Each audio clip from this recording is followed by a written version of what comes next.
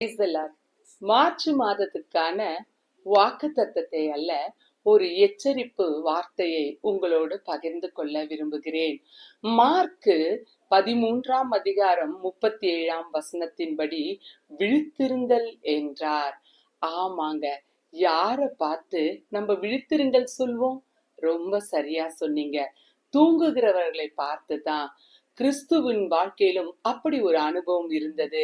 அவர் மரணத்துக்கு ஏதுவான வியாகுலப்பட்ட போது, தன்னுடைய துக்கத்தோடு அவர் கெத்செமனேக்கு போகும்போது, தனக்கு நெருக்கமான சீஷர்களான பேதுரு, யாக்கோபு, யோவானை அழைத்து கொண்டு போனார். ஆனால் தோட்டத்திற்கு போன பிறகு கிறிஸ்து மரணத்துக்கு ஏதுவான வியாகுலத்தோடு தனித்து போய் ஜெபித்தார்.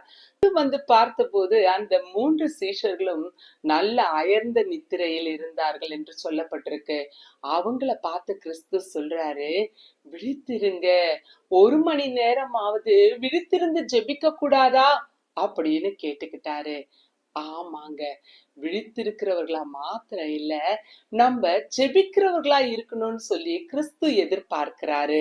ஏன் நம்ம ஜெபிக்கணும் அப்படின்னு உங்களுக்கு கேள்வி வருதா? 1 பேதுரு 5ஆம் அதிகாரம் 8ஆம் வசனத்துல சொல்லப்பட்டிருக்குது, பிசாசானவன் கெர்ச்சிக்கிற சிங்கத்தை போல எவனை விழுங்கலாமோ என்று சுற்றி திரிகிறான்.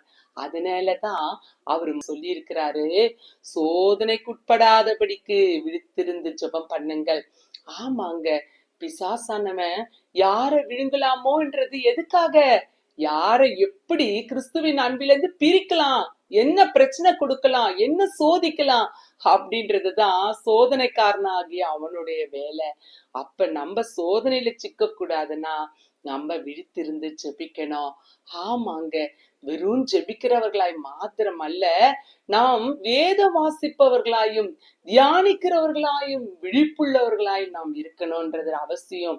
கிறிஸ்தவர்களாகிய நாம எதற்காக இந்த விழிப்போடு இருக்க வேண்டும் என்று சொன்னால், மத்தேயு 24ஆம் அதிகாரம் 42ஆம் வசனத்திலே சொல்லப்பட்டிருக்கு, அவர் என்ன நாளிகையில வருவார் என்று நாம் அறியாதிருக்கிறபடியால் நாம் விழித்திருக்கணும்.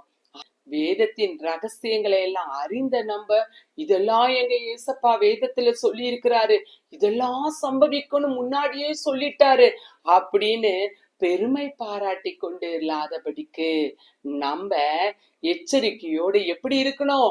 விழிப்புள்ளவர்களா இருக்கணும். காமல் ஒவ்வொரு நாளும் விழித்திருந்து ஜெபிக்கும், வேதம் வாசிக்கும் உங்கள் நேரத்தை செலவழிப்பீர்கள் என்று நான் விசுவாசித்து உங்களை ஆசீர்வதிக்கிறேன். God